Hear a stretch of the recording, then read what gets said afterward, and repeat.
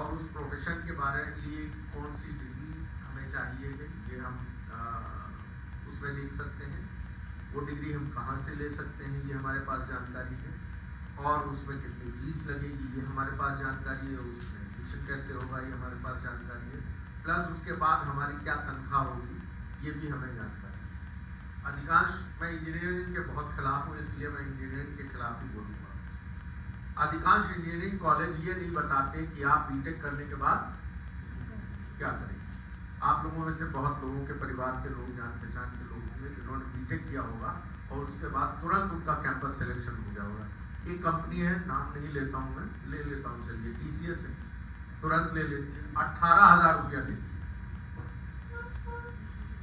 आप जोड़िए जो बीटेक में 4 साल बच्चे ने अपने जीवन गंवाया है और आपने फीस दी है, उसके बाद ये जो 2.5 लाख का पैकेज जो शुरू हुआ है ना, यहाँ से शुरू हुआ तो फिर वो साल भर में जो टोटल उनका इंटेक होता है उसका 50% रखते हैं, 50% भगा देते हैं, क्योंकि वो जो अगला इंटेक आ रहा है ना, फ्रेशर्स ले लेते हैं, उन्हें 18,000 में ही रखना है, 18,500 नहीं करना। तो उन्हें अच्छी वर्कफोर्स मिलती है डेटा एंट्री की। You do not require a BTech for data entry, उससे ज्यादा हमारे ओला के ड्राइवर को मिलता है। Just imagine. तो इसलिए ये जो भीड़ कोटा में भेज करके वहाँ आत्महत्याएं होती देख करके, और उसके बाद या नहीं कोटा में भेजते हैं, जहाँ कहीं बीटेक कराते हैं, और उसके बाद अल्टीमेटली वही है साबुन बेचना है, तो पहले से ही शुरुआत करें, हम रिटेल का कोई कोर्स करें जो छोटा है, सस्ता है और साबुन बेचें। और रफली उसको अगर 18,000 बीटेक वाले को मिलता है तो 15,000 से शुरुआत हमारे उसके लिए हो सकती है। आप इस बात पर असहमत हो सकते हैं कि 15,000 या 18,000 कम है, लेकिन आपके पास अपॉर्चुनिटीज ऑलमोस्ट इक्वल है, और अपॉर्चुनिटीज बेटर भी हो सकते हैं कि आप स्पेशलाइज उसमें हैं। एरियाज एक्सप्लोर करने की जरूरत है। एक बहुत बड़ा गैप है रिक्वायरमेंट ऑफ मार्केट में और अवेलेबिलिटी रिसोर्स, ह्यूमन रिसोर्स की बात कर। हमने आपसे बताया हर साल 25 लाख बच्चे स्नातक होने पर, जो इंटरमीडिएट स्नातक होते हैं, दे आर +2 पास। अगर उनको सही दिशा दे दी जाए तो जो रिक्वायरमेंट मार्केट की है, मार्केट शब्द या सोसाइटी की या समाज की जो रिक्वायरमेंट है, वो रिक्वायरमेंट गाइडेड हो, उस हिसाब से होगी, जहां पर जरूरत है वहां पर उनकी खपत हो जाएगी, वो अपने कंट्रीब्यूशन दे सकेंगे। आप सब जब अधिकांश लोग, आप लोगों ने जब बीएड किया उस समय एक बूम आया हुआ था बीएड कॉलेजेस का, कोई जानता है क्यों? 99 में पहली बार ऐसा हुआ प्रदेश सरकार में उतने स्कूल बहुत खुले और उतने टीचर अवेलेबल ही नहीं थे जितने रिक्वायरमेंट थी। करीब 5 लाख का गैप था। लोगों ने देखा कि बीएड पास करने से तुरंत नौकरी मिल रही है और बूम हो गया। इस समय बीएड पास सड़क पर कैसे घूम रहे हैं, हर आदमी जाना है। ये भीड़ विदाउट असेसमेंट हमारी भीड़ है। मार्केट जिन्होंने बीएड कॉलेज खोले वो तो सब बात दिखाएंगे ही, लोगों ने अपना कॉलेज चलाना है, बट रिक्वायरमेंट इस समय बीएड ट्रेंड की नहीं है, क्योंकि स्टैग्नेशन आ गया है।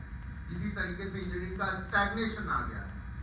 हमने इंजीनियरिंग, डॉक्टरी और टीचिंग के अलावा क्या क्या एरियाज अवेलेबल हैं, और बियॉन्ड दिस गवर्नमेंट सेक्टर के अलावा भी क्या क्या एरियाज अवेलेबल हैं जिनमें नौकरी की जा सकती है और बेहतर नौकरी की जा सकती है और बेहतर जीवन यापन किया जा सकता है और समाज में अपना कॉन्ट्रीब्यूशन दिया जा सकता है।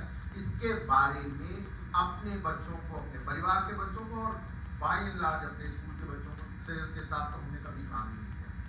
एज अ टीचर हमारा कन्वर्सेशन बच्चे के साथ बहुत रिस्ट्रिक्टेड होता है। कभी कभी बहुत जनरल सवाल पूछते हैं जब पढ़ाने का मन नहीं है, या कोई टीचर छुट्टी गई है उसकी जगह पर पहुंचे, क्या बनना चाहते हो पूछते। उसके अलावा हम फैसिलिटेट नहीं करते।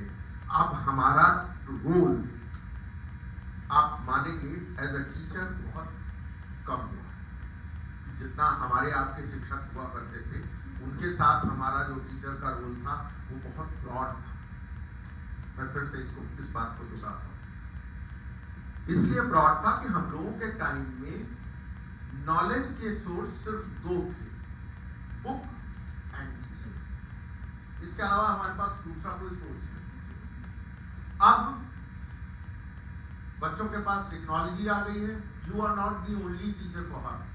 उस बच्चे के लिए आप अकेले शिक्षक नहीं, यूट्यूब खोलेगा, आप जैसे दसियों टीचर आपसे बेहतर पढ़ाते हुए उसे मिल रहे हैं और पता नहीं क्या क्या पढ़ा रहे हैं। So your role is limited, restrict हो गया। आप सोचते हैं अभी भी वही 30 मार्क कहाँ की 40 मिनट हम जो बताएंगे वो बच्चों को मालूम है, बच्चे को आपसे पहले ही मालूम हुआ पड़ा है, बहुत सारा कुछ मालूम हुआ पड़ा है। और आप अगर ओपन हो जाएं, थोड़ा सा ओपन हो, तो वो आपको पढ़ा देगा उल्टा। गलत पढ़ाएगा, सही पढ़ाएगा ये अलग बात है, लेकिन पढ़ाएगा जरूर, आपका अपनी ध्यान दे देगा। तो आपका रोल अब फैसिलिटेटर क्या होता है? जब आपका उधर रोल रेस्ट्रिक्ट हो रहा है, और ये स्वीकार करना चाहिए, प्रत्येक शिक्षक को स्वीकार करना चाहिए कि अब हमारा रोल चेंज हुआ है। और ये रोल जो चेंज हुआ, उसके बाद जब आप फैसिलिटेटर हैं, तब आपको ये भी फैसिलिटेट करना पड़ेगा।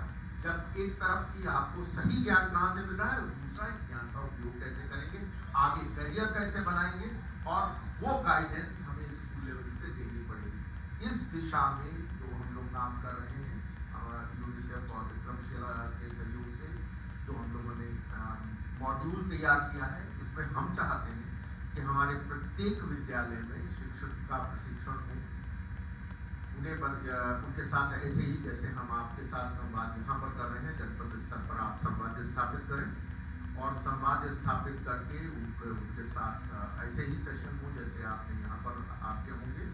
और फिर बच्चों के साथ उनका जो रोल है फैसिलिटेटर का, कैरियर काउंसलर का, गाइडेंस जो होता है ना, फ्रेंड्स जो